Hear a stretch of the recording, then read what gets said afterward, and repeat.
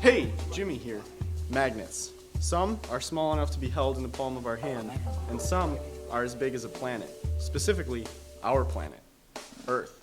That's right, the Earth is really just like one giant magnet, and it emits its own magnetic field. But what if that magnetic field didn't exist, or just disappeared? To answer this, we need to understand why the Earth behaves like a magnet and where a magnetic field comes from in the first place. We all know that all charges create an electric field, but only moving charges generate and are affected by a magnetic field. But why? Well, it has to do with something called special relativity. Sounds complicated?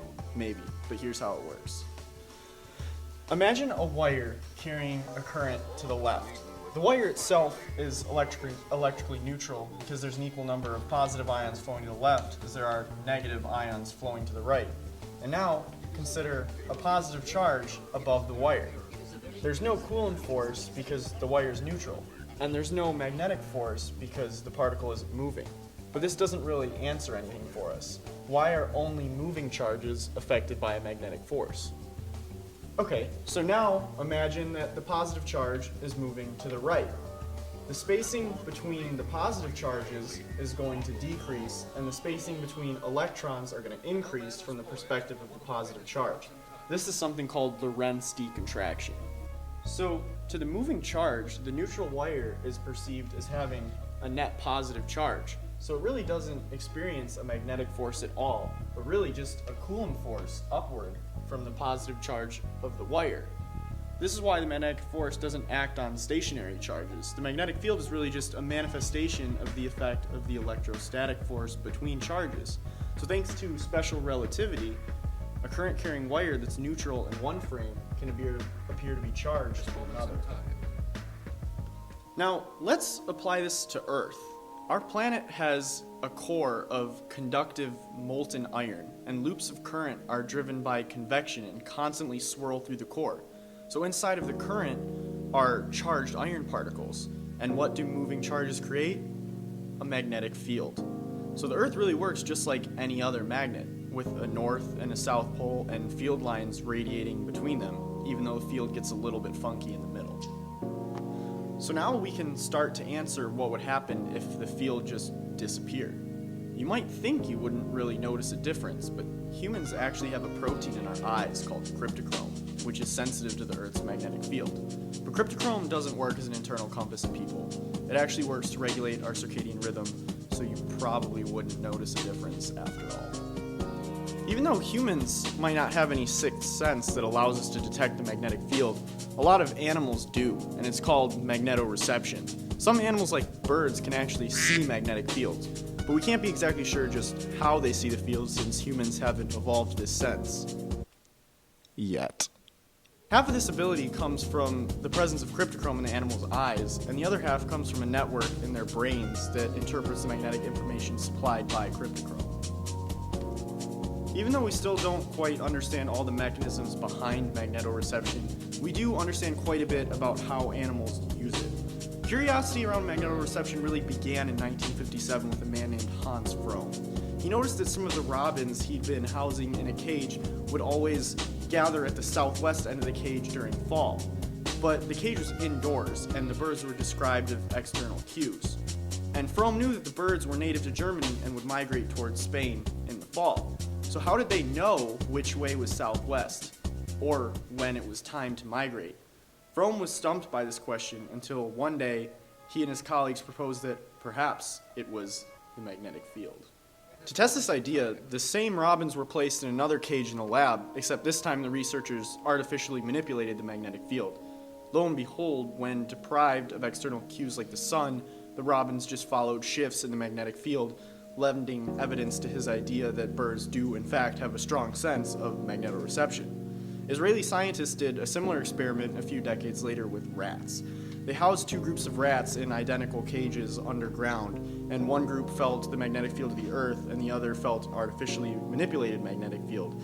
And the scientists noticed almost immediately that the rats ate and slept in different places according to where the magnetic field was.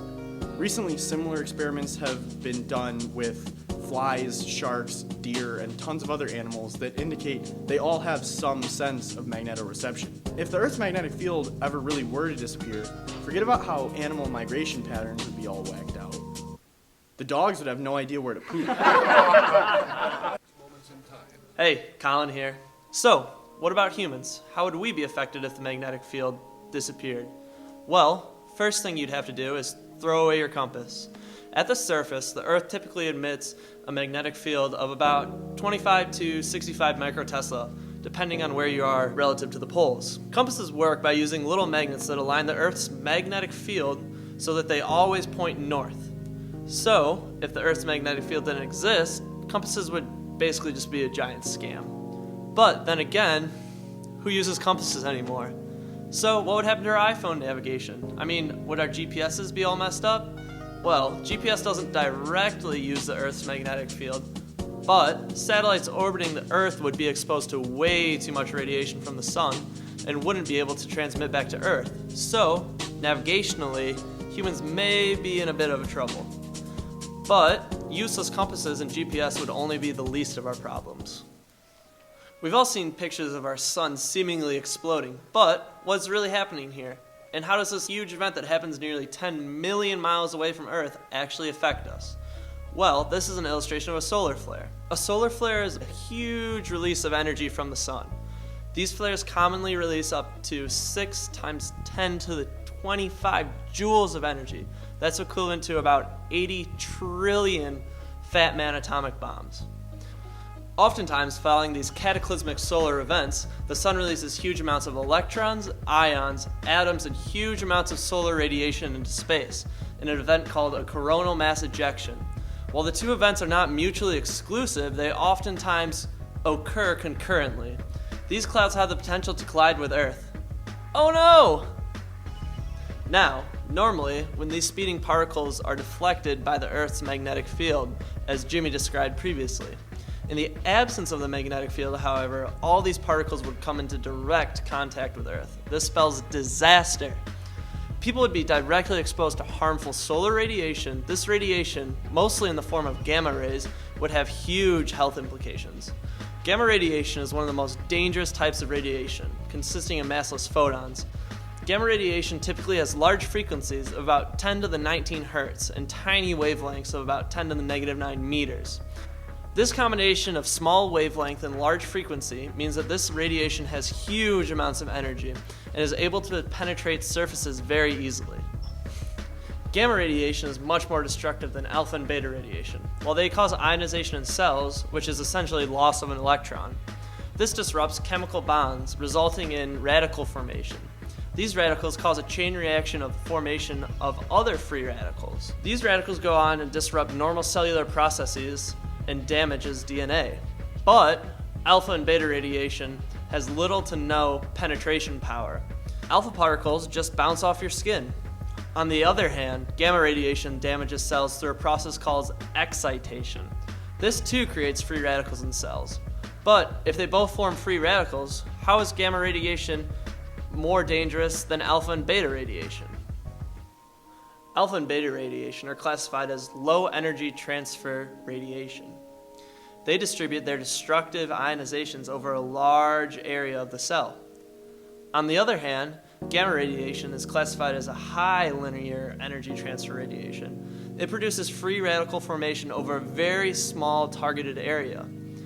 This localized cellular damage is much more difficult for our biological processes to fix, causing lasting damage in our DNA and over time lead to higher incidences of things such as cancer. Hey, Max here. So we won't ever have to worry about the magnetic field disappearing, right? Well, actually we might. In the 1950s, scientists started using the magnetometer to analyze the ocean floor, and they found something interesting. They found that the magnetic signature of the ocean floor resembles something like a zebra stripe pattern. This means that throughout the history of the Earth, as magma surfaced from out of the Rift Valley between separating lithospheres, the polarity of the Earth shifted multiple times, leaving behind magnetically polarized rock. These events are called magnetic reversals. What happens during a magnetic reversal is that the polarity of the Earth completely flips around. We can flip the polarity of an electromagnet by flipping the direction of the current. The same thing happens when a magnetic shift happens. Except what's flipping direction is the molten magma. Well, we know how to flip the polarity of an electromagnet, but we're not exactly sure how the polarity of the entire Earth can be shifted. Some scientists think that this is just a spontaneous occurrence that happens due to the dynamo action, which is the movement of the magma inside the core. Other scientists believe that this may be brought on by impact events, such as an impeding mantle of the Earth that causes the change in flow of the Earth's inner core. Either way, it occurs about every 450,000 years, the last one occurring 780,000 years ago during the Stone Age. So big deal. Our Earth's poles flip every once in a while. What do we have to worry about? Well, the issue is that this polar shift doesn't exactly occur overnight. The average shift will take place anywhere from 1,000 to 10,000 years.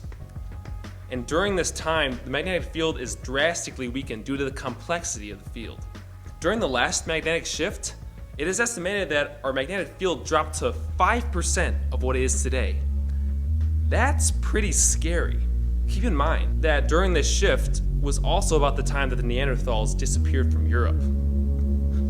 Scientists have found that the next polar shift may occur sooner than later, and it may be happening right now. So now, the real question is, when this polar shift occurs, if it does, will humans be able to adapt to the new climate, or will we perish just like our Neanderthal friends?